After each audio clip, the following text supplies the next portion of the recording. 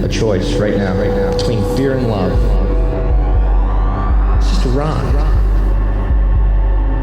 Out of the dark night of ignorance and into the shining light of truth. Expanding reality. A population of citizens capable of critical thinking.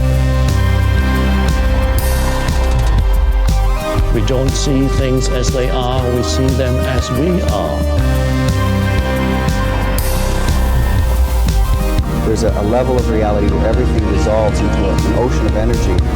We empower our experience by insisting on our authenticity. That's very profound. Very. Expanding reality. Welcome to Expanding Reality. I am your host, Brandon Thomas. On this episode, we have Geoff Drumm. He is the author of a book called The Land of Chem, which is subtitled there, The Initiation into Ancient Chemistry Through the Degrees of the Egyptian Pyramids. So already, guys, straight out the gate, super dope episode. He does an entire visual presentation if you want to go check that out. Linked below will be the website. You can either get to the YouTube from there or just go to the YouTube. Video will be in both locations for you. Highly suggest that you go utilize that feature. It is awesome. He does a wonderful job. Easily one of the coolest unknown perceptions about the purpose of the pyramids ever. It's fascinating, and it doesn't conflict with anything else, which makes it even more fascinating. The dude knows his shit. He knows his history. He's an awesome guy. So for more about this show in particular, like I said, link in the bottom for the website. That's where links to all the socials will be, as well as to our t-shirts. We have shirts and such. Anything you can slap an Expanding Reality logo on will be linked down below, as well as there you can find Rockfin. So check out Rockfin for our premium content, as well as the premium content of all sorts of other amazing content creators, guys. It's like $10 a month. Great way to support your local podcaster or whoever you want to check out their premium stuff, the things that they offer that's a little extra, a little special. So again, this is an amazing episode, guys, so let's just get right to it. The great, amazing presenter, Geoffrey Drumm. All right, everybody, welcoming to the show, it is good friend Geoff Drumm. How are you, dude? I'm doing very well, sir. I really appreciate you having me on. Good. Geoff, of course, my cats, as soon as we get started, my cats start jumping up on the table. That's how this works. Don't worry about it. I got 4 dogs running around here. Mama's gone right now, so they're in the room with me, and then they just lose it if they're not. So they're hanging out, so we'll have some cats and dogs action. This is a pet-friendly show, my friend. Please just let them be a part of the conversation. And it's pretty cool that your subject matter is Egypt and pyramids, and you've got cats running around there.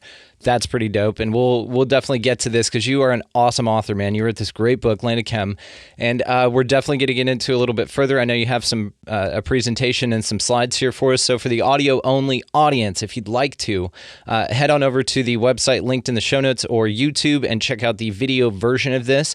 It's going to be super dope. I don't know what he's going to do, but I'm incredibly impressed with his YouTube channel and his book already. Thank you. I'm going to get out of your way here, man, but just tell us a little bit about yourself and what got you started and why you're doing it. Cool. Well, I really appreciate it. Again, thank you so much for having me on the show and for just giving me this opportunity to talk about the book. This is the second interview that I've done regarding the book, so I'm a little bit nervous, but kind of work in progress. So a little bit of background about me and how I got interested in all this stuff. So I'm what you would call maybe a guy who has probably a bit of an Indiana Jones complex. And I think I may have said that before in our conversations. I grew up watching the Raiders of the Lost Ark with my dad, and I was always fascinated by Egypt and the Egyptian pyramids. And it was one of my life's greatest aspirations was to one day finally get a chance to go to Egypt and do some hands-on research. And it was like around the 2012 timeframe where everybody that I know, specifically people of our age range, were going through kind of a spiritual reformation, right? It was the end of the Aztec calendar and this rebirth of the dawning of the age of Aquarius. And I started to get into all sorts of different esoteric pursuits and learning about these alternative theories and this, that, and the other. And, developing my own ideas about spirituality, about ancient history and all this kind of good stuff, which included researching the Egyptian pyramids, really diving into learning about the configuration and some of the alternative theories about the structure. And of course, I was researching all of those theories that regard, the Great Pyramid being utilized to produce electricity. And I was looking at a couple of different theories.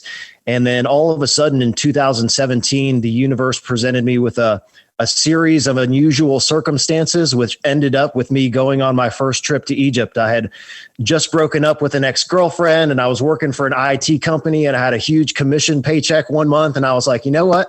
I'm finally going to do it. And I just booked a flight, booked a hotel, and I found our guide, Yousef Awian.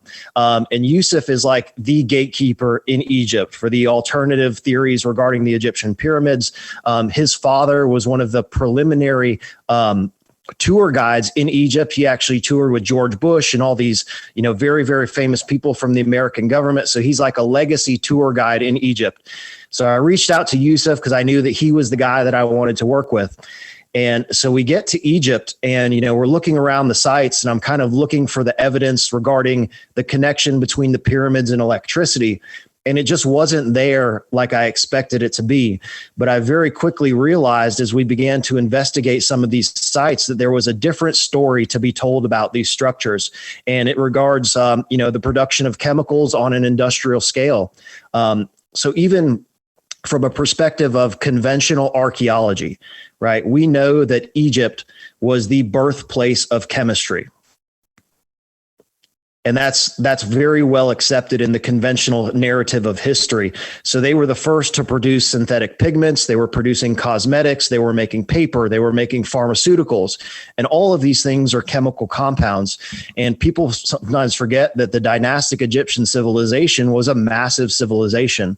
So if they had the knowledge to produce these chemicals on a small scale, it just seemed to make very much sense to me that they would also be implementing this knowledge on a large scale within these structures to produce chemicals that were essentially for the benefit of the civilization. We'll talk about the Red Pyramid and it producing ammonia for fertilizer.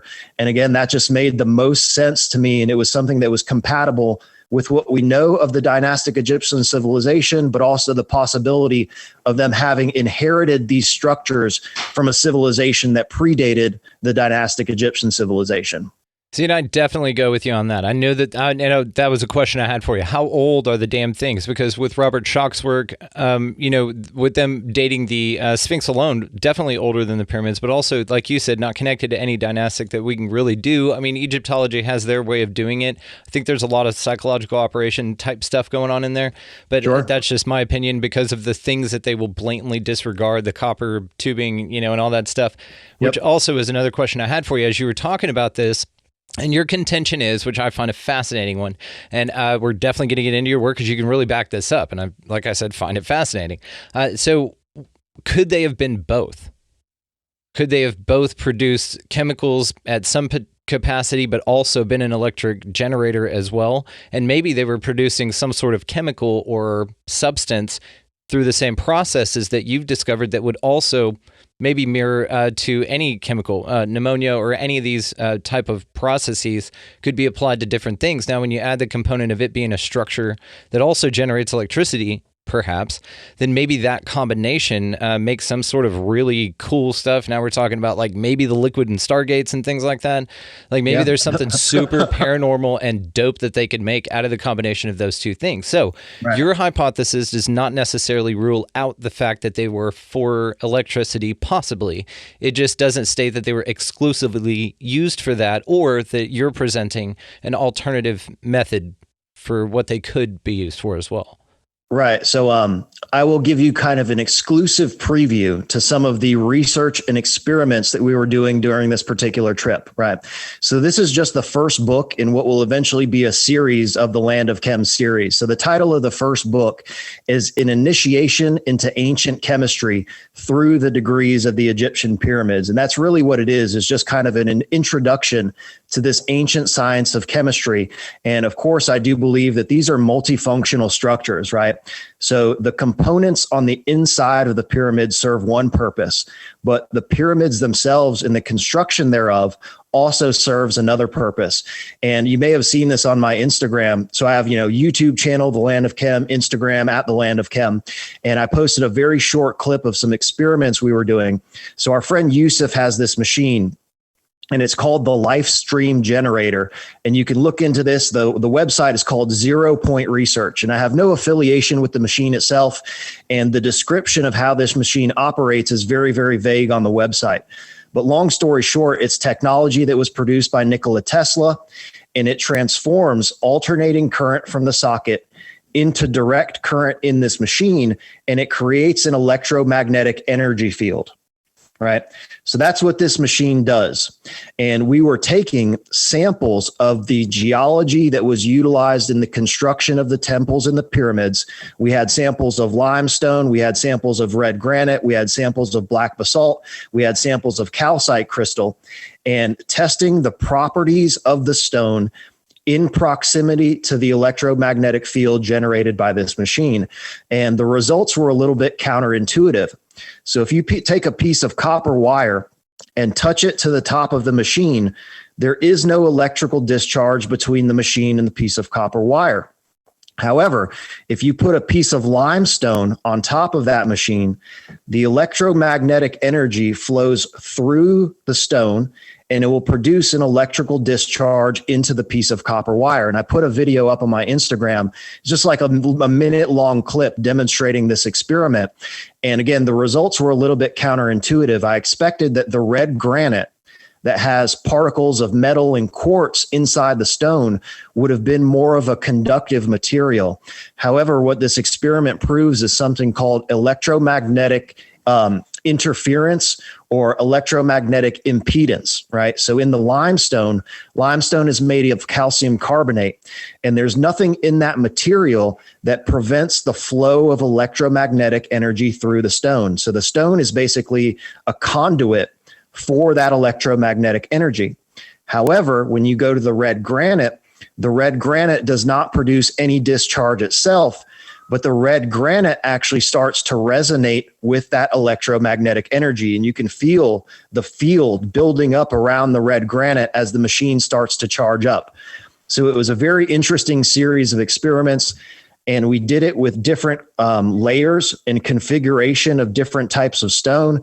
And we actually constructed a jed pillar, which is another very unusual artifact from ancient Egypt, which is basically a limestone pillar that has alternating rings of red granite and black basalt.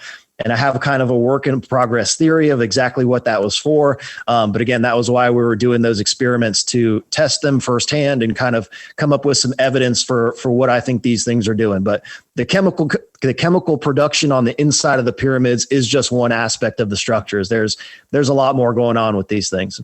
Yeah, absolutely. And whenever you talk about the limestone being conductive, but the red granite being kind of an amplifier of this magnetic spectrum, then the red granite blocks are what the blocks are made out of. But didn't it have limestone casing on the outside of it? So it would have been in combination. Yeah. So that in combination would have been there, and all that limestone's scattered throughout, right? Right. So I want to make an important distinction, though. So it's not necessarily conductivity, right? It's just electromagnetic impedance. So with the Great Pyramid, for example, the body of the Great Pyramid was constructed with two different types of limestone. So you have the limestone inside the body of the pyramid, and then you have a different type of white limestone casing on the outside of the structure. Then when you go into the pyramid, the king's chamber and the antechamber of the Great Pyramid are constructed from red granite. So again, that limestone is not offering any electromagnetic impedance for that flow of energy. So the energy just flows directly through the stone. It's not necessarily a conductor, but it doesn't prevent the transfer of that energy into the red granite that you find inside the body of the structure. So it's very interesting, the configuration of these different materials, and again, the properties of those stones. That'll all be coming out in the second book as soon as I get a chance to write the damn thing. Does this guy know how to party or what? Nice job, man. This is awesome. Okay, cool. Well, I tell you what, then I'm going to get out of your way for a minute and let you get to your presentation. Yeah. Let's do this. So again, for the audio only audience, head on over to YouTube or the website. The video will be up on either spot. And then there you go. Go check it out. So Geoff, dude, I'll get out of your way, man. Go ahead. All right, man. So this is just kind of a quick presentation that shows how I came up with this material, some of the sites that we visited on my first trip to Egypt. And there's also going to be some exclusive pictures from my most recent expedition. So let's just jump right into it, man. So, of course, the title of the book is The Land of Chem. And man, this is just one of my favorite pictures from my recent trip to Egypt. And I cannot say enough how magical this place really is. And if you're interested in adventure and spiritual transformation and learning more about the secrets of the universe, I cannot recommend a better place to go than to Egypt. And hopefully next year I'll be taking a group of folks with me so that we can go see all of these sites in person. So I'm really, really excited about that. This is just a freaking awesome picture that shows what it's like to be out in the middle of the desert. That is a badass picture. I will give you that. Thank you, sir. All right. So the full title of the book is The Land of Chem, an initiation into ancient chemistry through the degrees of the Egyptian pyramids. And the title of the book is really just a play on words for the original name of Egypt, which was Khem, Chem. So, of course, now I'm just playing on the word, and now it's the land of chemistry instead of the land of Chem. And that original name for Egypt, Khem, refers to the black alluvial soil surrounding the Nile River Valley, right? So the flooding of the Nile River was essential to the Egyptian civilization. And part of my theory is that the Egyptian pyramids worked in conjunction with this Nile River flooding to produce these chemicals. So it just ties in that these two things work together. And there's also a tie into ancient alchemy, right? So the land of Chem, alchemy means from the blackness. And that's actually referring to a stage of the alchemical extraction process. You usually see three different stages represented, which is the nigredo, the albedo, and the rubedo, the black, the white, and the red. So from the blackness, you use a chemical extraction process to extract the volatile compounds that are utilized for further reactions. And that's also a direct tie-in to the colors of the geology that you find in all the sites, because you have the white limestone, you have the red granite, and you have the black basalt. So I started researching the connection between chemistry and the pyramids and the structures. And I began to find all of these correlations that just encouraged me to believe that I was on the right path. So in terms of coincidence, I'm not one that really believes in coincidence. It's all things that happen as a part of the plan of the universe. So I didn't come up with any of these ideas. It just, as I started to pull on the little thread, the whole thing started to unravel. And then all of a sudden I had this wild idea that incorporated the function of all of the Egyptian pyramids. And that's one of my main critiques about some of the other theories, is that they focus just on the Great Pyramid. You know, they don't take into account that there's probably 20 different major pyramids in Egypt, and all of these have a very different internal configuration, which implies to me that all of them had a unique function for each one of the pyramids. So the next thing in here, again, just diving into proving that the ancient Egyptians were masters of chemistry. They were experts in many applied fields of chemistry. As I mentioned before, they were making paper, they were making dyes, cosmetics, pharmaceuticals, and you'll also see here metallurgy. And they were particularly adept at extracting metal from ore. So in all of these ancient civilizations, even in South America, you find extremely pure gold and silver, like 99.99% gold and silver. And it is impossible to achieve that level of purity from smelting. And the only way that you can get that level of purity is from a chemical extraction process. And what do you need to extract the metals? You got to have chemicals like acids and all of these other things. So again, that was an indication to me that they were producing these things on an industrial scale based on the amount of metal that the civilization was using. So they also made the first synthetic pigment, and I'll show that here in just a second. And again, this is not my idea that the word chemistry can be traced to the name the ancients used when referring to Egypt. So that's conventionally accepted in normal archaeology and history. But again, I began to research all of these chemical compounds, and even with pigments, these are all sophisticated chemical compounds and chemical molecules. So even like iron chloride, cobalt nitrate, or copper sulfate, all of these metal salts produce very, very spectacular colors, but you need chemicals to be able to process it down and create these synthetic pigments. And the first synthetic pigment that was created by the dynastic Egyptians was calcium copper silicate. It was called Egyptian blue. And you see this color on all of the tombs, and all of the paintings, and all of these depictions are very, very heavily painted with this blue color. So you can't produce even this compound on a small scale, because you're producing it on an industrial scale to be able to utilize it in all of the construction and painting of your monuments and civilization. So even the fact that they were producing this is an indication that they had the capability of producing chemicals on an industrial scale. And so these are just a couple of awesome pictures, man. These are my favorite two displays at the Egyptian Museum. This first one here on the left is just showing those natural pigments and synthetic dyes that were created by the dynastic Egyptians.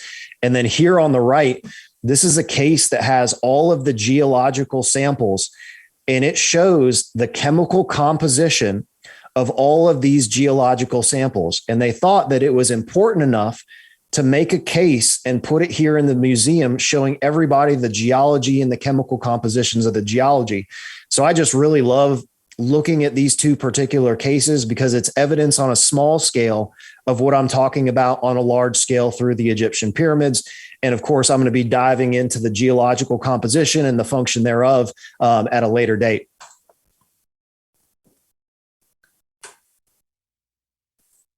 This is awesome, by the way. I appreciate it. And I apologize if there's any delays on the lag here. This is cool as shit. So let me jump back to this next picture, because that one's really important. So this is a picture from my 2017 research trip to Egypt. So this is my first trip that I ever went there. Again, I was going to research the connection between these structures and electricity. But when we started to visit the sites, this is the first artifact that really changed my mind into the true purpose of these structures.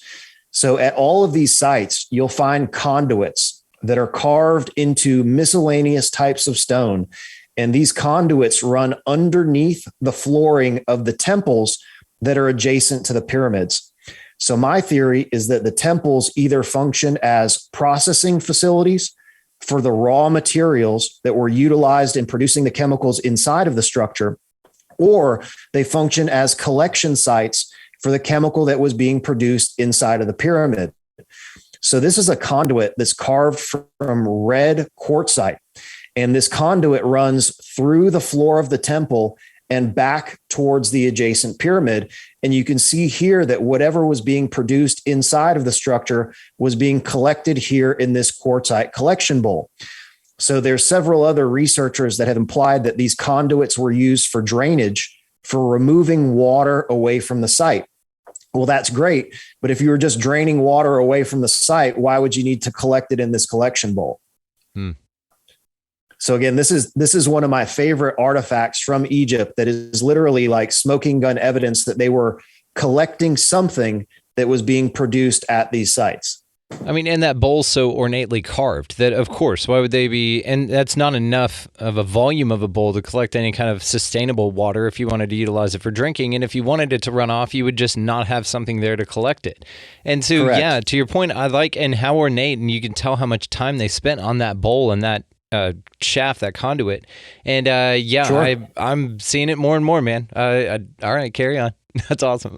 And so there's also a reason that relates to the geology that's utilized, right? So if you're going to carve a conduit for drainage, you would just carve it out of limestone or the bedrock and not import this incredibly hard to work stone from far, far away if it wasn't a functional part of what you were doing at the site. So again, that's evidence to me, because you'll find these conduits carved in things like white calcite or red granite or the quartzite, and the conduits leading away from the site are carved in limestone.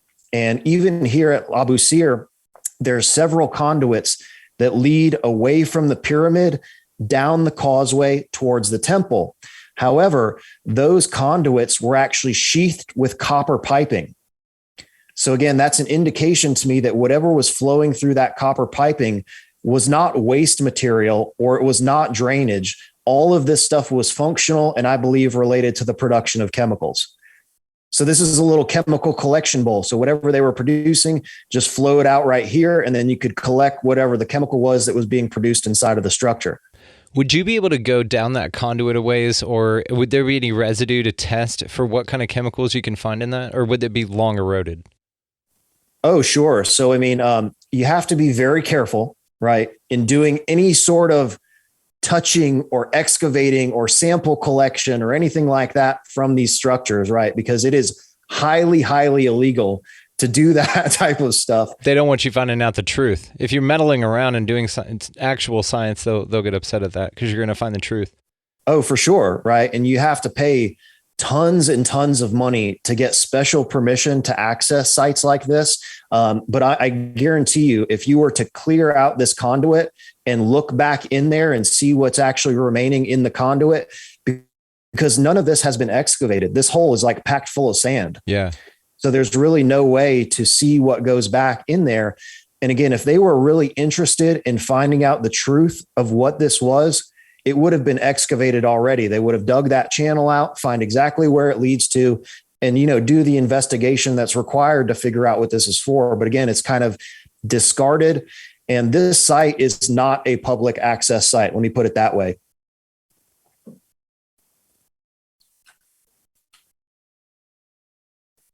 This is so cool, dude. I'm just seeing it now. Like It's you a lot painting the to- picture of it, and I've seen your slides or your presentation on your YouTube anyway, so I'm a little ahead of the crew here that's figuring you out for the first time. But it's awesome, and just keep going. My bad. I'll get out of your way. Yeah, absolutely. And again, kind of as I began pulling at the string, the story just became more and more fantastic as I went along with it. And every little step was encouragement that what I was doing was pretty legitimate.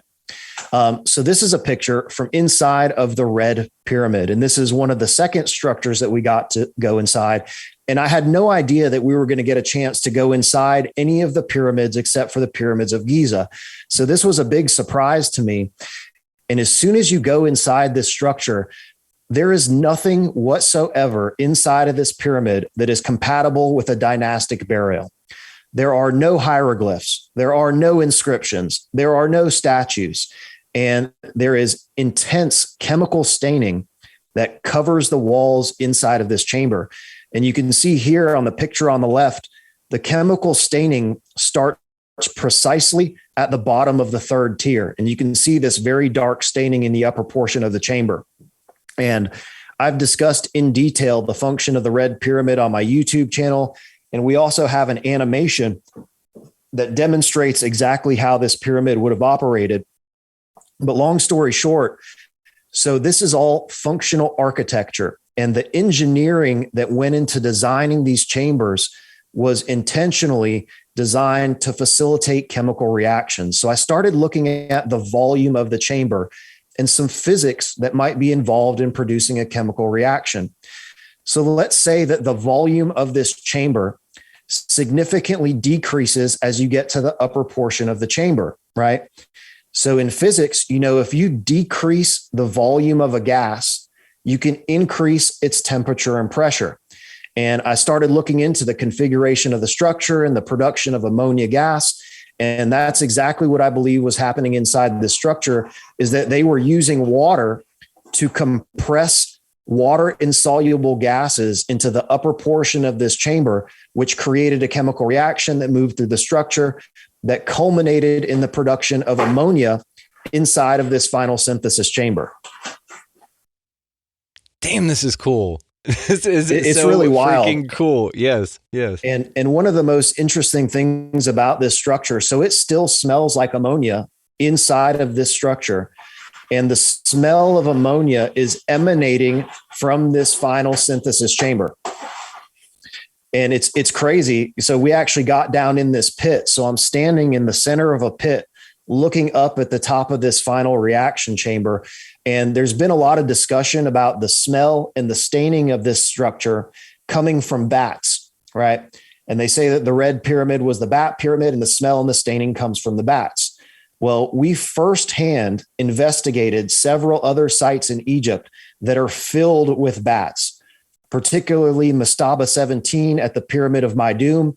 And you crawl down in this tiny little hole through this shaft into this underground chamber, and the underground chamber is filled with bats. There is not a single stain on any of the walls, and there is no smell whatsoever of ammonia inside of that chamber. So that conclusively proved that the smell inside of the Red Pyramid is not caused by bats, because you don't find that in any of the structures that have bats in them today. So the pyramid's called Pyramid of My Doom. So that's actually another structure. So yeah, the one you're talking about, though, the name of the pyramid you just said was Pyramid of My Doom. Correct. Or is it yeah. Doom? So these pictures are showing the. Oh, sorry. Go ahead. Oh, I was just saying that's a crazy name for a pyramid. Of course, it would have a ton of bats in it, dude. It's called the Pyramid of My Doom. Like, your doom is in there. That's why. Why would you go in there? Oh, so like not like My Doom, but like MEIDUM, which is the title of the area where that pyramid is located. So these pictures are showing the Red Pyramid of Dahshur. But if you go down to a place called the Fayum Oasis, there are several pyramids out at the Fayum Oasis, which is Hawara, Maidum, and Lahoun. And the Pyramid of Maidum was actually supposedly constructed by Seneferu, which is the same guy who built the red and the bent pyramids. And after investigating the Pyramid of Maidum, I believe that it was a test structure that was designed to demonstrate the physics and the chemical reactions that were eventually used in the Red Pyramid. Damn. So they had to do this at this scale because of, industrialization, right? They needed this volume of this material. Yeah. And that was one of the questions that came up on my YouTube channel was, why were they producing chemicals on an industrial scale? And I kind of laughed at the question. I'm like, why wouldn't you? If you have the knowledge to produce this stuff on a small scale. So for example, the chemical ammonia, right? The word ammonia, the etymology of that word relates directly back to Ammon, the Egyptian deity Ammon. And there was a place in Egypt called Ammonia, which is the area surrounding Ammon. And there's a place called the Temple of Jupiter, and they've found evidence of small scale production of ammonia from camel dung. So we know, even according to conventional history and archaeology, that the Egyptians were the first people to produce ammonia. The word ammonia is directly related to Egypt from Ammon. It means emanating from Ammon. And Ammon is something that meant the hidden, right? So if you're, for example, my theory of the step pyramid being used to produce methane gas, and the cattle manure being essential in the production of methane gas.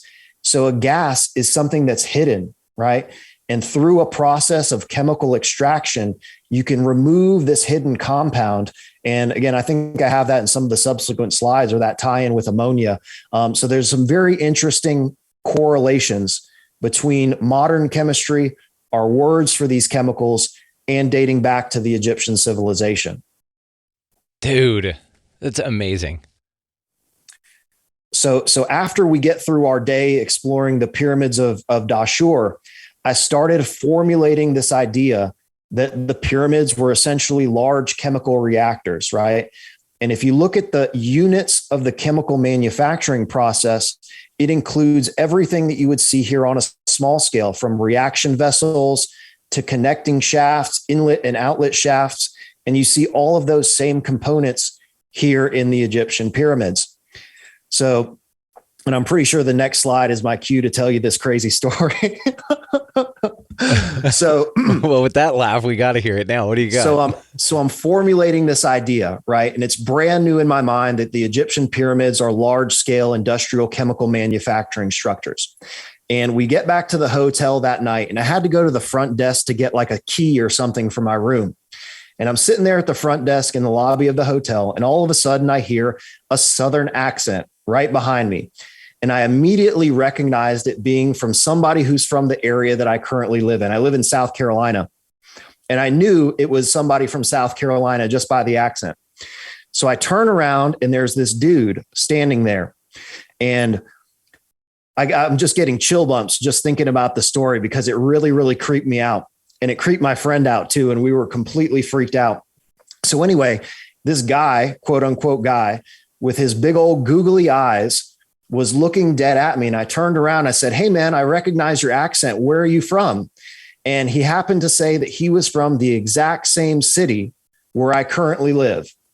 And we just so happened to land in the lobby of the hotel at the exact same time. And so I'm starting to get freaked out. And I'm like, so yeah, what are you doing in Egypt? And he's like, well, I work for the TSA in Paris, and I'm here on an extended vacation to come and tour Egypt. I said, he just came by himself, and there were a bunch of inconsistencies with the story. So I'm the type of guy where if I'm intrigued by something, I'm going to invite you to sit and have a conversation with me. So we invited this guy to come to dinner with us. And again, he had these big old googly eyes. And again, to describe this person as being like a real dude, I mean, I don't even know what to describe this person as being. But anyway, so we get down to dinner and we're sitting here by the pool, smoking some hookah and having dinner. And this guy comes and sits down and he starts to kind of probe me about my theories regarding the Egyptian pyramids. And I told him, well, I'm here researching the electricity, but I'm finding some stuff that's incompatible with that theory. And I came up with the theory that they're designed to produce chemicals. And he looked at me so matter-of-factly and said, of course, that's what they were for. Like no shock, no hesitation whatsoever. And he was just like so matter of fact. And my friend and I were looking back at each other like, what the hell is going on? Like, who is this person and how did he get here? So again, we're talking about the Serapeum, and you've heard of these large boxes in the Serapeum, these containers that are buried underground. Yeah. Aren't they the black granite? Yeah. Yeah. So they're made out of all sorts of different stone, but they're these massive containers. And we started talking about my theory, and he was like, well, they're for storage of waste material. And like my mind was completely blown at this point. And again, I remember looking at this guy dead in his big old googly eyes. And I was like, is this even a real human being? Like, who am I talking to right now? Yeah, it's like some weird Men in Black kind of thing. You know what I mean? It's like a real strange phenomenon. They knew too much about you. They're kind of sidled up by themselves. Did he move awkward? So everything about this individual was very, very strange. From his accent to his physical appearance, to his matter of fact, already knew about what the theory was before I even said it. And by the way, I've never heard anyone say that theory except for you. This is such a niche thing. I've never even heard of this before, which is why I'm having you, man. Plus, you're just badass. So I was like, yeah, we got to talk about this. But how did he know that was even a theory? Because I don't know everything, and I know that, but I look into this stuff quite a bit, and I think I would have come across this by now. And I looked into it a lot. Like as I was developing this theory, I checked and scoured the internet to see if anybody had ever talked about this before, and I couldn't find anything. So again, I just wanted to share that story because I thought you would think it was pretty cool. And again, I have like huge goosebumps all over my body now, just even thinking about the story, because I was really thoroughly creeped out by it. I mean, this is all of 15 minutes after I started developing the theory. So it was fresh on my mind, and it completely blew my mind that this individual already knew about it. And then of course he gives me his contact information to hit up on Hangouts. And I've tried to contact him several times, and he literally disappeared into thin air after our dinner that night. So a very unusual experience. He got into a 1960s sedan and just drove off with his other creepy counterpart. This is a Men in Black type deal, dude. They're not just Men in Black suits and stuff. You hear this with like weird children, animals, stuff like that, where there's just an odd, like your intuition goes, this person isn't a person or something, right. You know? And so, yeah, that's what it sounds like, especially with how specific he was about your theory. Because like I said, I don't know everything, but I would have come across this by now. Like you're the first person I've ever heard talk about this. So it's just odd. You know what I mean? Okay, cool. We'll carry on, brother. Right. And there's, so there's also kind of another conspiracy theory that lies within all of this stuff. And I think I'm going to get to that here in just a moment. But again, it was a series of very unusual coincidences that at some point they cease to be coincidence and they start to be correspondence or correlation, right? It more becomes proof than just some arbitrary happenstance. Synchronicity. Exactly. So this is what I was talking about before with the 3 stages of the alchemical process, the nigredo, the albedo, and the rubedo. And again, this is just part of my research in developing the theory. I was like, oh, so the black, the white, and the red. And you see this reflected in every single structure in Egypt. There's black basalt, there's white limestone, and there's red granite. And again, that black, white, and red carries through the alchemical traditions of the Middle Ages. And we know that our modern day chemistry is a direct result of what those individuals were doing in practicing alchemy.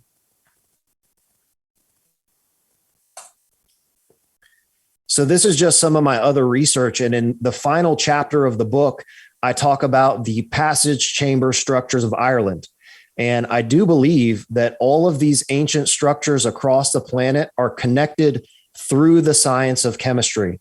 And the time frame that I use in the book is, I'm very interested in the end of the last ice age, like 10,000 BC, the massive catastrophe that ended the civilization on North America. And my theory in the book is that the survivors of that massive catastrophe that ended the last ice age fled, and they established civilizations across the rest of the globe. And you see this in all of the mythology in like Europe, in South America, in Japan, that they have the arrival of these creator gods. And the creator gods come with math and science and technology. And that knowledge included the production of chemicals and the construction of these sites. And then you start seeing the building of the pyramids and these other sites across the planet. But so these images, so these mounds here tied directly into the final chapter of the book when I discuss the passage chambers of Ireland, like Newgrange, which I believe was also designed to produce chemicals. And you see here, this structure is very reminiscent of like the step pyramid. And you have your chemical reactions occurring inside of the structure. So again, I was just researching the connection between alchemy, chemistry, and the Egyptian pyramids. And I began to find all of these very interesting correspondences or relations between those two things. It is super interesting. And just before you move on, not much of this is considered whenever you talk about something like a UFO phenomenon or something, because strangers coming from far places telling people who are not as, I guess, quote, civilized as them, letting them believe that they're gods, or even telling them that flat out and then offering this kind of stuff. And then they would be revered and then taken care of, and they could exploit kind of the natural resources and the labor of the area just based on some knowledge they had from a civilization that was disconnected in some way. That's interesting, man. You could really, pose as a god. I mean, if you showed up right now, you took a time machine back and you showed up in ancient times with a lighter, you'd be revered as a god, Or you'd be stoned to death as a witch. I mean, you just have to kind of pick your time period. So I often say there's a great quote. I think it's Arthur C. Clarke, that any technology sufficiently advanced is indistinguishable from magic. Yep. And that's one of the themes in my book and on my YouTube channel, is that ancient magic was in fact chemistry.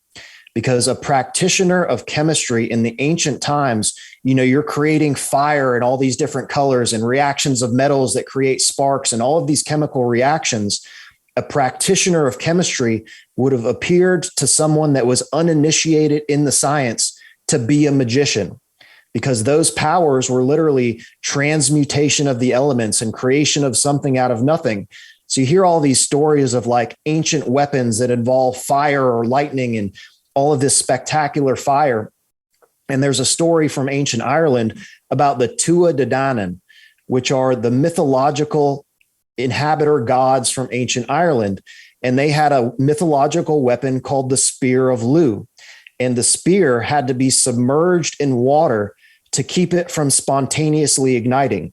Well, when I heard that story, that immediately reminded me of phosphorus and the discovery of phosphorus, because phosphorus has to be kept submerged in oil and water, because if you remove it, it will spontaneously ignite in oxygen.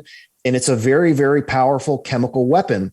So again, if you look at the connection between this ancient magic and the science of chemistry, there's a very, very interesting connection between those two things. And I talk about that in the book as well. You do. And ideologically, all of this checks out, dude. This is really, really interesting.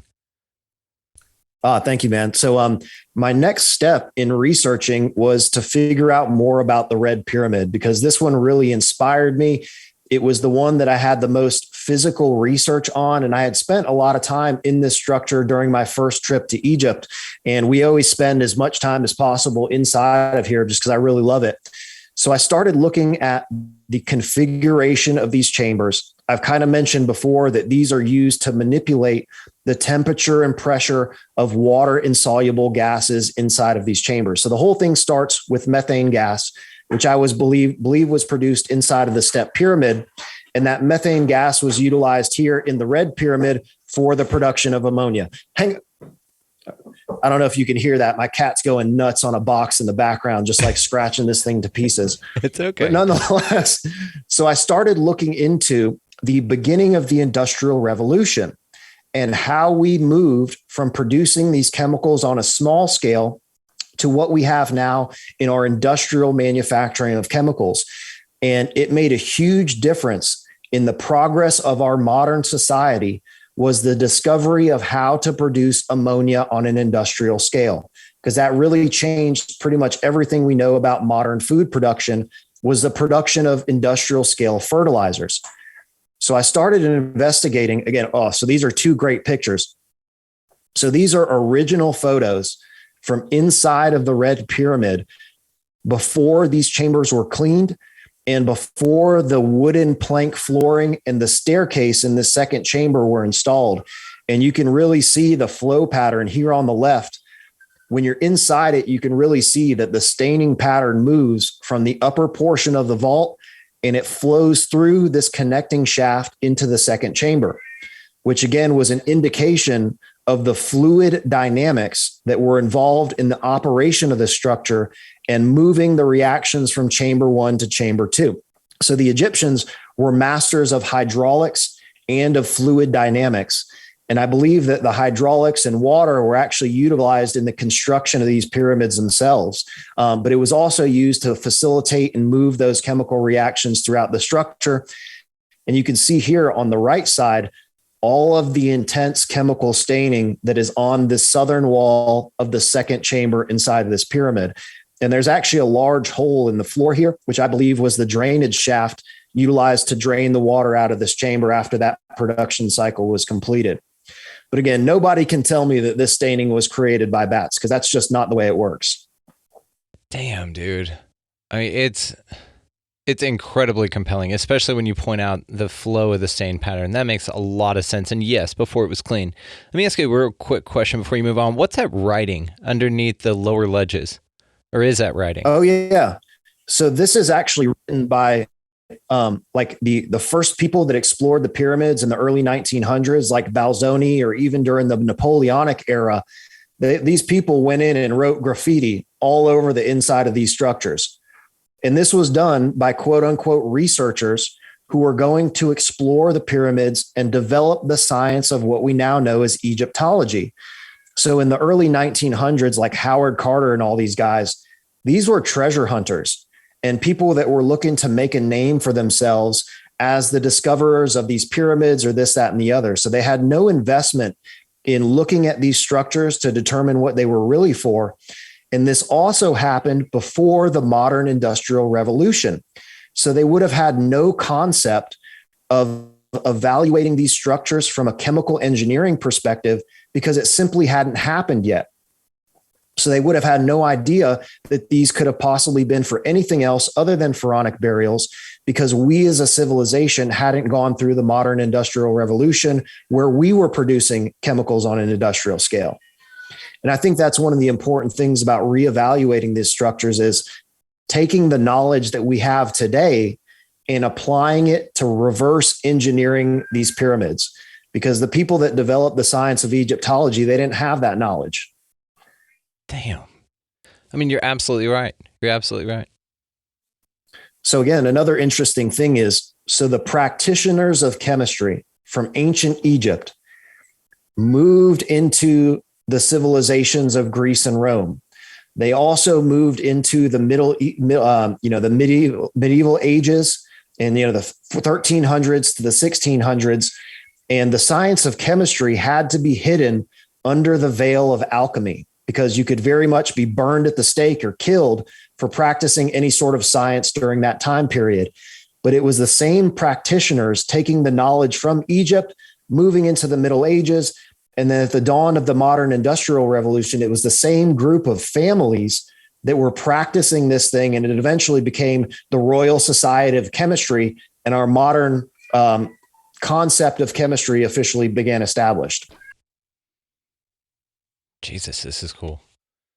So it's an interesting lineage and development of the science of chemistry tracing from ancient Egypt. So again, this is just kind of, I pulled this from the Etymology Online dictionary that proves that the word ammonia is directly related to the Egyptian god Ammon. And as I mentioned before, at this temple of Jupiter, they found deposits of sal ammoniac and the evidence of small scale ammonia production being created from this camel dung. So again, that's not something that I'm creating. It's just, this is literal history and archaeology. And again, here, the name Amun, whose hieroglyph is featured above, may derive from the meaning invisible or hidden, not unlike the very gas in which his name surprisingly lives on. So Amun and these Egyptian deities and the names of them.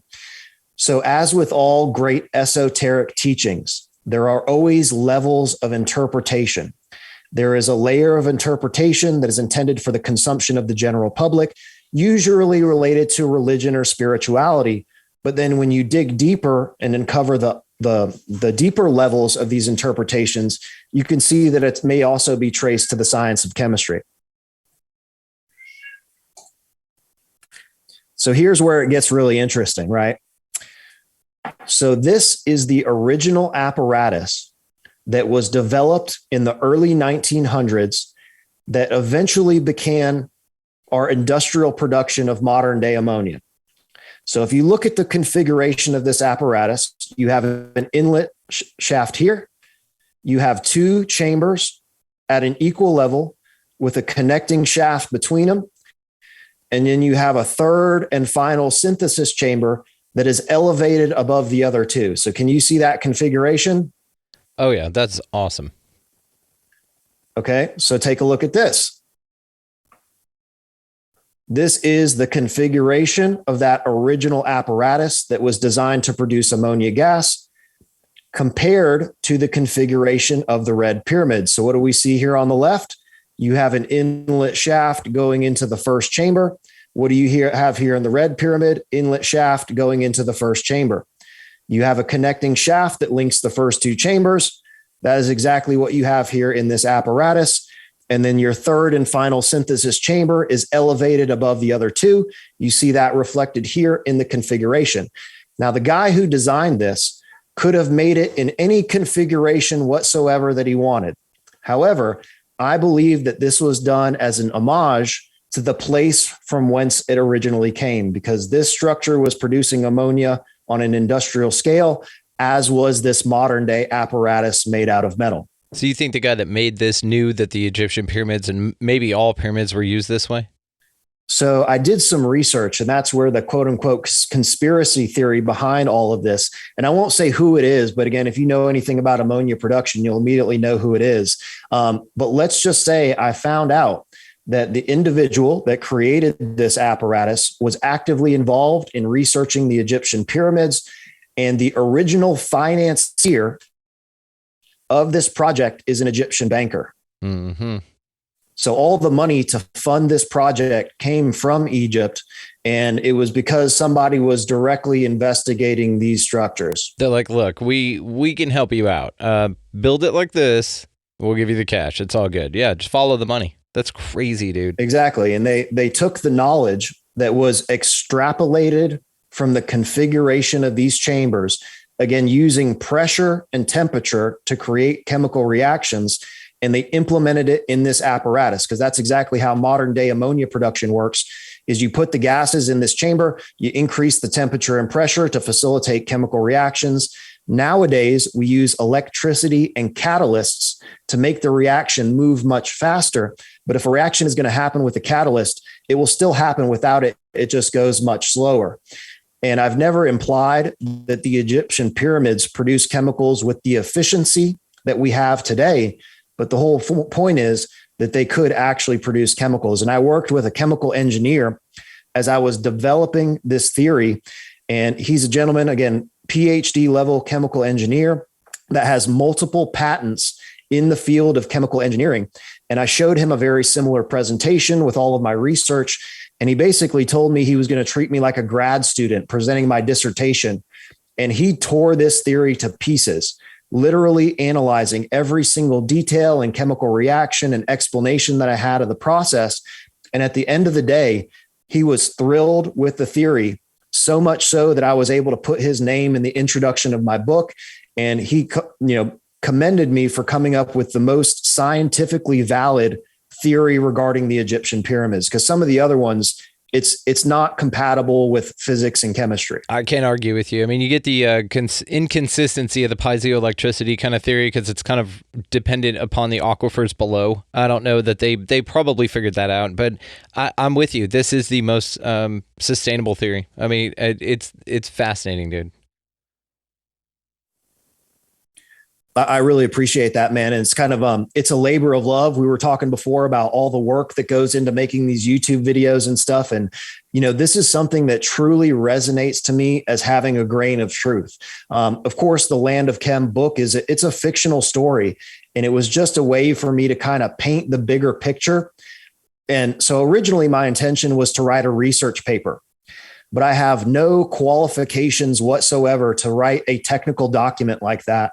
So I gave this material and this presentation to my dad, who's a retired Army colonel, and he's a bit of a hard ass, right? So he gave me a real hard time about this as well. And at the end of the presentation, he was like, well, dude, why don't you just write a story? And there's a great quote by Rudyard Kipling that if history were told in the form of stories, then it would never be forgotten. And that was kind of my intention in writing this fictional narrative, was just to paint the picture. And it's essentially a monologue contained within the narrative of the story that explains exactly how these structures operated. Yeah. And I mean, I love the story aspect of this because they do this all the time. That's how we know that, inner Earth exists, right? That our planet's hollow, because it was in the King Kong theory. Yeah, it was in King Kong and Godzilla movie recently, and it was awesome. So they're telling you through story form that's what's going on. And just like this, like your book, and your book's awesome, man. Of course, guys, I'll link all the stuff down below, so just check it out. It's definitely worth the read. It's very entertaining, but very, very interesting. I appreciate that, man. I assure you that there is some legitimate science contained within this research. It wasn't something that I just arbitrarily put together. So the book it's a short story. It's only 70 pages, but it took me the better part of 10 years to research this material.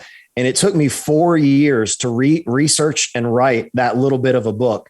So it was a lot of work that went into putting this together. And I made sure that before I put this material out there, that it was scientifically valid and critiqued by someone that has the credentials to make sure that I was talking about the right stuff. So this is a spectacular diagram of the ancient harbor of Saqqara. And so the Nile River flooding, when the river flooded, it would have brought the water level all the way up to these temples. And the water was, again, channeled through the conduits that run underneath the causeway.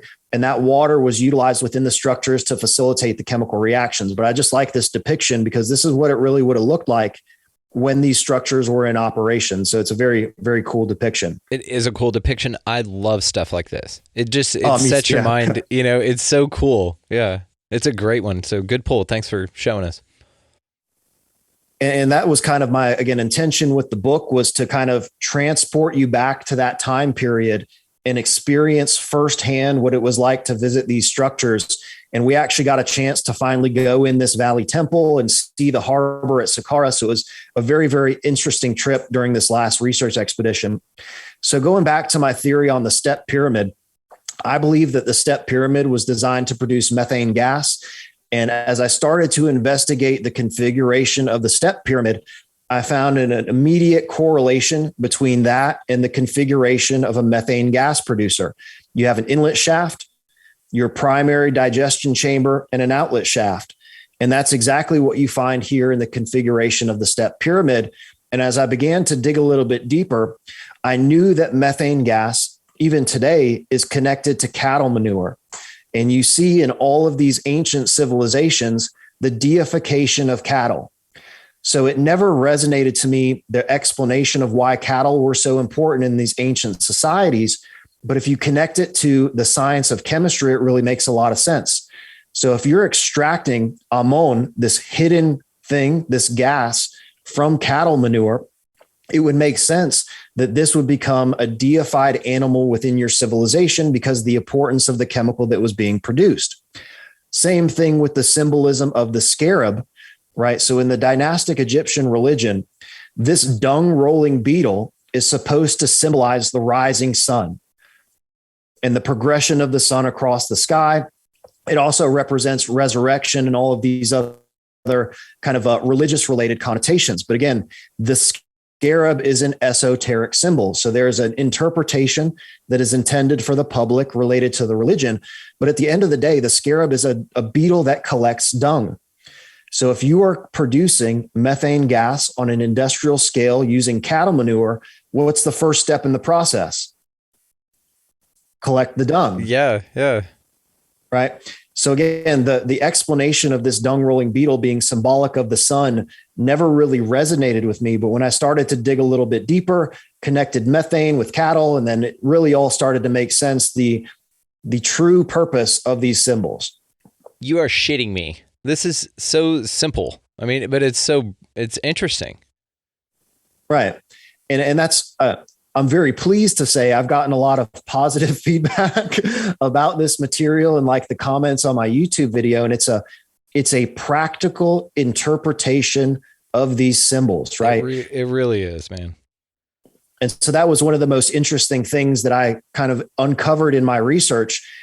I didn't ever intend to find this out. But again, when I started connecting methane gas and cattle manure and cattle, it all really started to make sense. And you see, even in ancient India, the cattle are one of their most revered animals. And the ancient Indians were also responsible for tons of ancient chemistry. So this is just showing the configuration of the bent pyramid, which is located directly next to the Red Pyramid of Dahshur.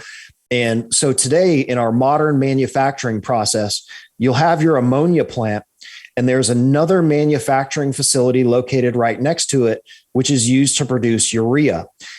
My theory, and of course, urea is a solid compound that is also used for fertilizer because it has that ammonia. But again, for the pre-dynastic Egyptian civilization that built this, you would have used a portion of your ammonia solution that was being produced in the Red Pyramid for specific purposes. But then you would have also wanted to transform that aqueous solution into a solid compound that would be a lot easier to transport and distribute and apply to the crops, et cetera. And that's my theory for the bent pyramid, is that it was designed to produce ammonium bicarbonate from that ammonia solution and the carbon dioxide byproduct that was produced inside of the Red Pyramid. Ammonia solution? So it was a wet ammonia solution. And what was the name of this stuff? Yeah, correct. So inside the Red Pyramid, the first chamber is going to produce a combination of hydrogen and carbon monoxide. In the second chamber, you're adding nitrogen into the mix. And in the third chamber, you're producing ammonia gas in the upper portion of the reaction chamber. And they utilized water. So water would have also filled that final synthesis chamber. And the ammonia gas is highly soluble in water. And this is one of the mechanisms of operation in that final synthesis chamber, was to immediately collect the gaseous ammonia being produced in the final synthesis chamber. It dissolves into water, and then you collect that ammonia solution from the final synthesis chamber. So, but what was it called? Urea? Yeah. So modern day, so you can make urea by reacting ammonia and carbon dioxide. And you can also create a very simple chemical called ammonium bicarbonate, which is essentially a mixture of ammonia and carbon dioxide. And that's what I believe was happening here in the primary reaction chamber of the bent pyramid, is something called percolation. So this chamber on the left here would have been filled with your ammonia solution. And there are a number of inlet shafts, and your carbon dioxide gas would have been percolated up through your ammonia solution, which produces a precipitation reaction that generates solid ammonium bicarbonate. Well, you can percolate a urea reaction with enough chipotle too. Is this where we get the word diarrhea? Because dynastic period made urea. It's an ammonia solution. It's watery shit. Is this where we get the word diarrhea from? Is this your big spoiler alert? I'm not sure the etymology of the. Don't encourage. So the word this, urea, I'm not really sure where that one comes from, but it's spelled UREA. But again, I don't think this structure was designed to produce urea, because there's some technical things that are involved in the modern day production that I don't think were possible within this structure. But ammonium bicarbonate, again, all you have to do is percolate carbon dioxide through an ammonia solution, and you can produce that solid compound that has the same chemical composition of urea, essentially. Mm.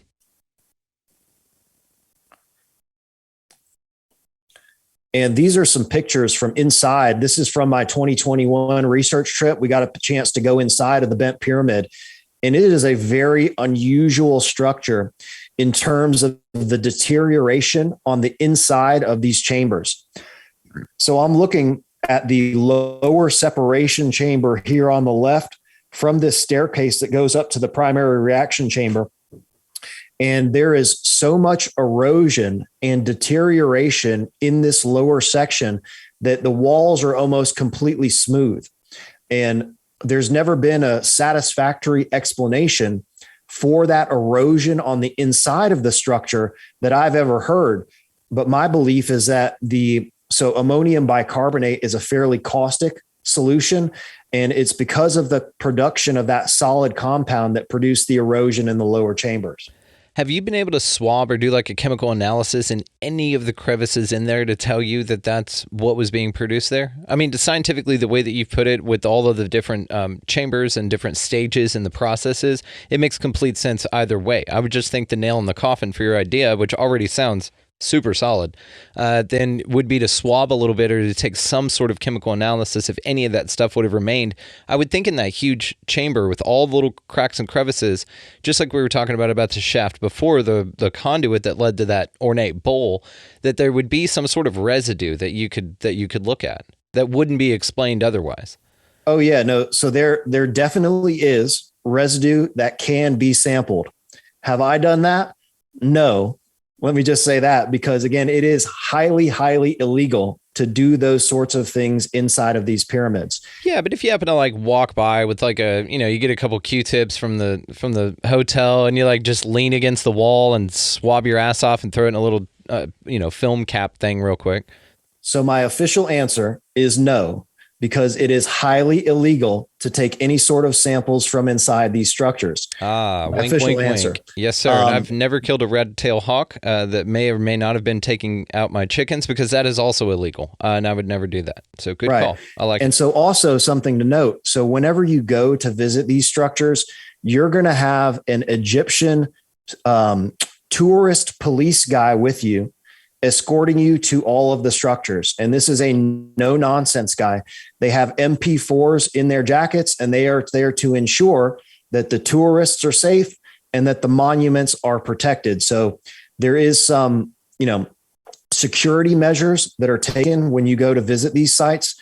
That being said, your licensed Egyptian tour guide and the security guard will never go inside of these structures. It's actually forbidden by the Egyptian government that they do not let the official tour guides go inside of these structures. Go in alone when you are escorted by a normal tour guide.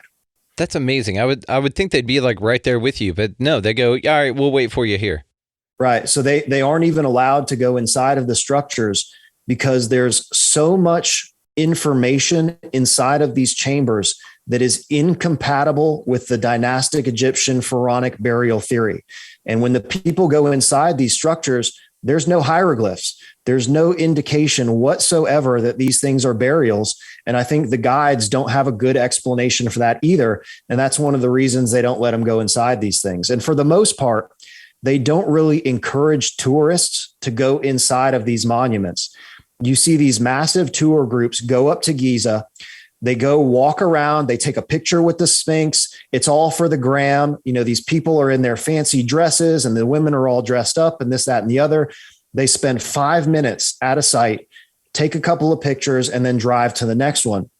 When we go, we spend a full 8 hours plus investigating each site individually. So I spent probably 10 hours at Saqqara during this last trip.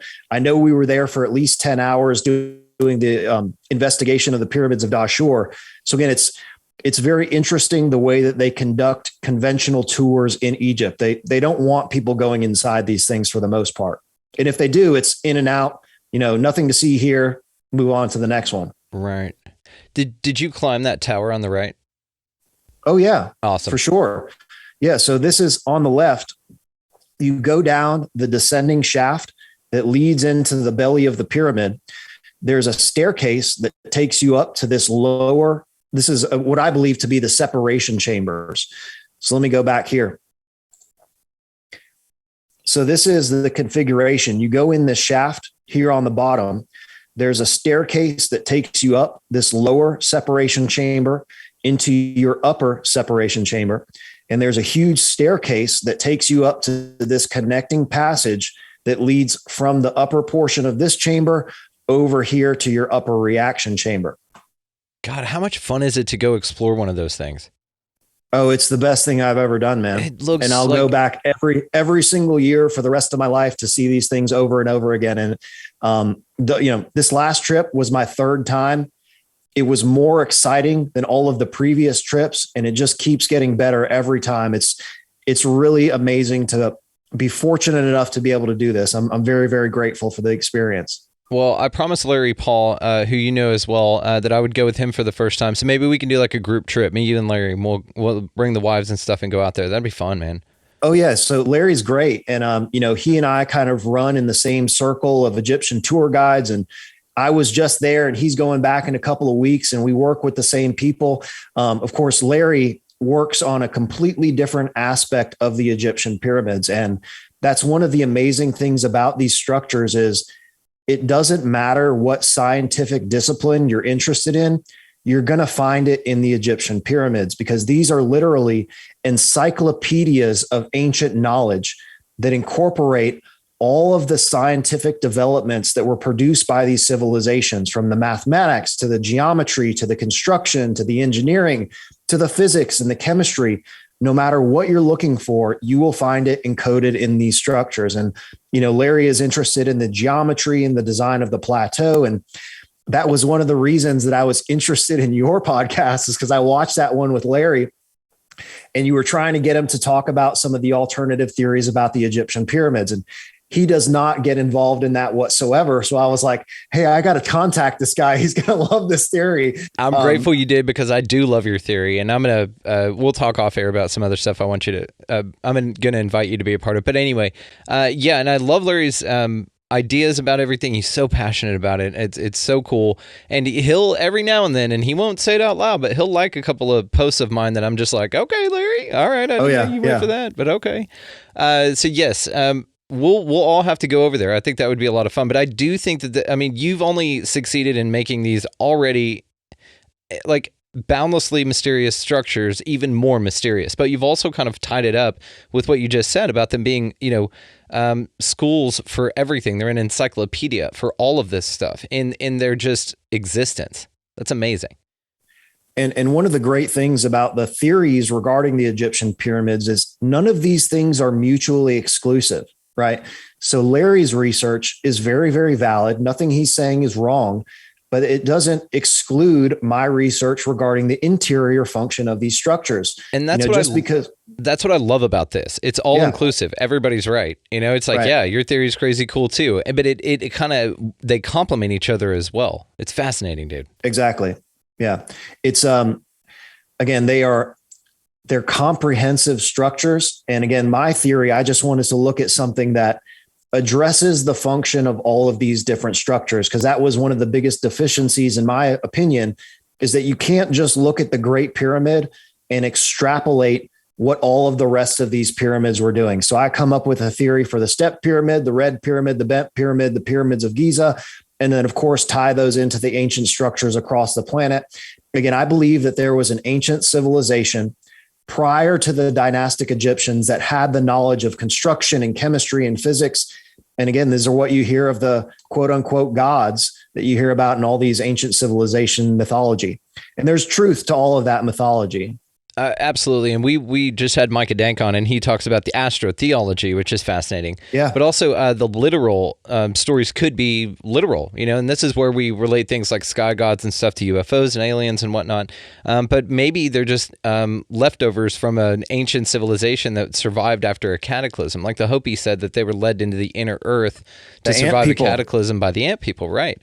And so maybe similar things happened from entities all over the world that grabbed these bits of civilization, tucked them down, and then released them back. And then you can launch off literally from that and say that that's the progenitors of the secret space program, and that they're out there kind of living it off on some other planet, or that they figured out interdimensional travel. So that's what would explain some of those mysterious disappearances of these cultures. And I love all of this stuff, man. I think all of it's fascinating. And I 100% agree with you that there is way too much evidence that there is an ancient culture of a high advanced civilization that was global in connection long before we got here. And we think we're real hot shit.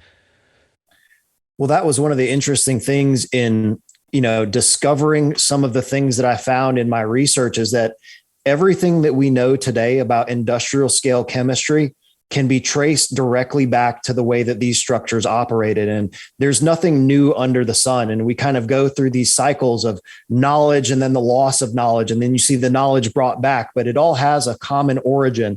And I think the story of the ancient history of human beings on this planet is incredibly fascinating. Again, I really love that circa 10,000 BC timeframe. Again, there was a massive civilization in North America that was incredibly technologically advanced, that had all of this knowledge, had physics and chemistry, and it was completely destroyed at the end of the last ice age. And I think that's where, like you mentioned with the Hopi ant people, they went and they hid underground to be able to survive this cataclysm. And when the waters receded and everything melted, they came back out and they had all this knowledge, and they reestablished civilization with the knowledge from the previous civilization. And I think that was exactly the intention of the Egyptian pyramids, was to solidify and encode these structures with all of that knowledge so that future generations like us could revisit these structures, reinterpret the knowledge, and extract all of that information from inside of these structures, which I believe that's kind of what happened in the modern industrial revolution. Dude, and they could have just easily written this stuff down, and maybe they have. Maybe there are people out there that have found this information, don't want anyone to have it, because like you said, I completely agree with that as well, that there are certain things that they tell you for the public, meant for the masses, right? And then there are other things that are not, that are only meant for the special people that have that access to that information. This is when you get like into emerald tablets and all kinds of cool stuff, man. But they did preserve the knowledge for people to figure it out, because maybe they were smart enough to know, okay, we'll write it down, but also we're going to have this here and build this monument so that people are going to go, holy shit, how did they do that? And then they'll be able to discover it in case somebody comes along and hides or destroys the knowledge that we've written down for it. We'll just leave an example as a puzzle for people to figure out. Correct. And so I do believe that there were some cataclysms or natural disasters that caused these structures to go out of operation prior to the beginning of the dynastic civilization. And at that point, you see this knowledge start to go underground, and it began to be incorporated in the science of alchemy, right? It was no longer industrial scale chemistry, but it was being practiced in secret on a small scale to protect that knowledge so that it didn't get lost. And one of the biggest tragedies on the face of the planet is the destruction and burning of the Library of Alexandria. And God only knows what was lost in that fire that destroyed all of the texts that could have possibly had all of this knowledge incorporated in it. But again, all of this knowledge was taken by the alchemists, hidden under that veil of spiritual transformation, when it was really, in fact, practical chemistry. Do you think, though, that they would be that ignorant for super smart people to put all of their knowledge in one place in a perishable fashion? Like, I think that the whole burning of Alexandria and the wiping clean of, because yes, I do think that there's definitely some wisdom in there, but that could be like a psyop from the lizard people running the world that say, yeah, all that knowledge was here, but we lost it. Kind of like what they say with NASA. They're full of shit. And they say, oh, we can't go to the moon anymore because we lost that technology. We don't have that technology anymore. There's an astronaut quoted saying that several times. So it's kind of like that. Maybe there's this knowledge that's just been destroyed, but it hasn't. It wasn't all in one place because they were extremely intelligent. They wouldn't just do that. And they hid it somewhere else. So that may have even been like a false flag type thing. They may have burned their own damn library down to preserve and let the knowledge go underground. So then people thought that they lost it. And that's how you get like a secret society, for instance. And there was an ancient priesthood in the dynastic Egyptian civilization that was responsible for the maintenance of the science of chemistry. So they did preserve that knowledge in a group. And again, that's kind of what I'm implying in the development of this alchemical civilization, and then the development of modern chemistry in the Royal Society of Chemistry. It's the same lineage of people. And it's just been passed down from generation to generation to generation. And again, during the Middle Ages, it was all hidden under the veil of alchemy because these guys were being killed off. But again, it was practical knowledge that has been maintained from the very, very ancient times, hidden in all of these sorts of different esoteric societies or esoteric groups or whatever you want to call it. And now it's just become accepted modern chemistry when it's in fact a very, very ancient science and ancient practice. So there was a priesthood in Egypt that was responsible for maintaining this knowledge, and it was not accessible to the general public. Like this type of knowledge, mathematics, science, chemistry, physics, that is what the esoteric doctrines of these ancient civilizations were. These were the secrets of the universe that were possessed by these quote unquote gods. And the general public didn't have any knowledge of that whatsoever. So again, there was a big difference between the keepers of this information and the knowledge that was consumed by the general public. Damn. It's crazy, man. Again, when you start pulling the thread a little bit, and that's why I'm constantly excited by this theory. It never gets boring to me. The more I look at it, the more interesting it becomes. And again, there's what I've talked about in the first book, and what we're talking about here is just kind of the tip of the iceberg. Well, this is amazing. And we'll have you on for all the icebergs that you uncover. All the levels of the icebergs. We want to know about it, dude. You're a badass, man. But I appreciate that, man. So I just wanted to, kind of wrap this up real quick. I have no idea where we're at on time, but I'm sure I've been flapping my lips for probably close to an hour. But again, so in my book, I provide an explanation for the function of the step pyramid, the Red Pyramid, the Bent Pyramid, the Great Pyramid of Giza, the Central Pyramid of Giza, and then I move to the passage chamber structures of Ireland. And this is just a diagram showing the configuration of the Red Pyramid. I mean, the Great Pyramid, and you can see that geology that we talked about before, the limestone body of the structure of the pyramid. And then here, the red granite that's utilized inside the primary reaction chamber. And I will say that, there's a lot of research about this subterranean chamber being a pump shaft. And I do believe that is in fact how this thing operated. And it was utilized to pump water into these upper chambers. And I've talked about this on my previous videos, that all of these northern descending shafts are actually pump shafts. So if you envision these structures being filled with water, all you have to do is put a stone block into this pump shaft, and it's going to compress the water into the upper chambers here. And that's how all of those pump shafts operated, is to manipulate the water level inside of these chambers. Do you think maybe part of the reason that the casing stones are missing because the shafts that go to the outside there may have led a clue to some sort of collection apparatus? Yeah. So again, it's hard to say how these things looked originally because they were destroyed way, way back in the ancient times. And that's one of the most difficult things when assessing these structures are the layers of construction, because there's layer upon layer of dynastic Egyptians. And they, were there for thousands of years with many different decades of construction. And then you have Roman construction and Greek construction and all this other stuff on top of each other. So it's very difficult to say. That being said, these shafts leading out of the primary reaction chamber or the king's chamber, did go to the outside of the structure, according to the conventional understanding of the pyramid. So there would have been a hole out here on the outside of the casing stone that allowed, I won't say how I think this structure operated, but again, the holes did go to the outside of the structure. And you find the same thing in the bent pyramid of Dahshur. There is a shaft going out to the western side of the structure, and the casing stone on the outside is still in place in that structure. And you can see the shaft termination on the outside. So there is a hole in the casing stone that leads into the shaft system. And you would think that if it was a giant pump system, that's the only place for things to go. So you would think that there'd be some sort of collection apparatus up there. And that may be why we're missing the casing stones. And maybe, we're just throwing some fun stuff out there. So in my theory, this isn't moved to, these shafts aren't utilized to remove anything, but it's actually used to deliver something into the primary reaction chamber. I see. Yep. And there's actually evidence of some shaft systems that come out of the king's or the queen's chamber, which I believe were your collection shafts. There's a big hole in the bottom of this chamber that's kind of being indicated here. So, but in those shafts, there's also didn't they find blocks that were blocking their paths? Because they sent a little robot up them, or is that the lower ones that come to so that's actually here. Yeah. Inside the queen's chamber, that Gattenbrink's door and the investigation. So these shafts inside of the queen's chamber do not go to the outside of the structure. They terminate within the body of the pyramid. And it's inside this one on the northern side that they found Gattenbrink's door. They drilled through that little stone block and they found those two little copper wires hanging out of that piece of stone. And that's in here.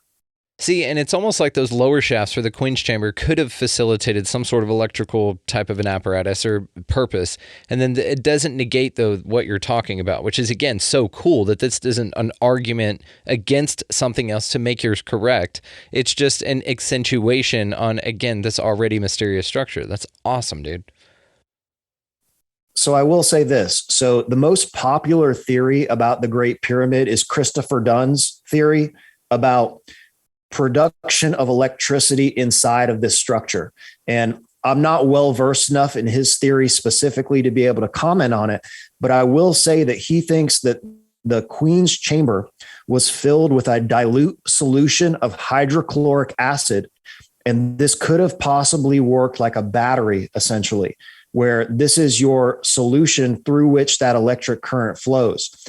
I won't say there's a correlation between Christopher Dunn's theory and my theory about the Egyptian pyramids. I won't spoil the surprise, but we'll have you back on for that. We're all fishing from the same river. Yeah, and that acidic solution you're talking about, just like with the Baghdad battery, I mean, it just has to be something acidic like citrus, like lemons or orange or something like that. Yeah. Yep. Basically an electrolyte solution that allows that current to flow through it. Yeah. So it's very, very interesting. Again, kind of the more you pull at the string, the more everything starts to unravel. These are just some quick pictures from inside of the Great Pyramid. This is from my 2021 trip.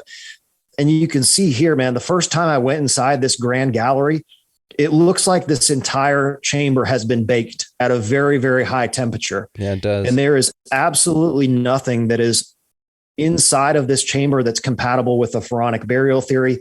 Here on the right, you can see the termination of that shaft, one of those inlet shafts into the king's chamber.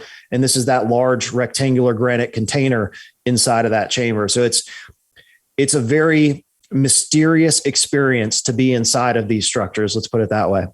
And we know that the staining on the wall isn't soot from torches, because haven't they disproven that? And that's why they talked about them having some sort of electricity, or had to have, even if they're shooting the light off of mirrors, as the bends go, they wouldn't have had enough light. Yeah, so there was significant cleaning that was done inside of all of the Egyptian pyramids to remove staining from the walls of the chambers. Now, there's a lot of argument about what caused that staining. I will say this. If you go into a confined space with a bunch of burning torches, you are going to be in a very bad situation very, very quickly because of carbon monoxide. It's like being inside of a closed room with a fire burning inside of it. It is not a very good idea. So if they were exploring these chambers, I don't think they would have been using torches that are just burning off carbon and leaving soot stains. Well, right? even for their construction. An oil lamp or something of that nature that doesn't produce that carbon soot buildup. Because again, you're going to die if you spend a lot of time inside this thing with a bunch of burning torches. No, absolutely. The thing you need to stay alive is fuel for the fire. Yeah. Correct. Yeah. So again, they've cleaned. Again, I have a bunch of pictures from my recent expedition that shows some of the staining remaining from the Grand Gallery. And there's also a bunch of stains here inside the primary reaction chamber. And so this is just, again, in my book, I talk about also the function of the central pyramid. And so in all of my research, all of the indications is that the central pyramid is the most important structure on the Giza Plateau. And I won't spoil the surprise because there's a lot of important stuff that I'm working on, kind of work in progress theory about this thing. But the Great Pyramid, the Central Pyramid, and the Third Pyramid, they work in conjunction. The whole thing is a system that works together to create a certain outcome. Damn.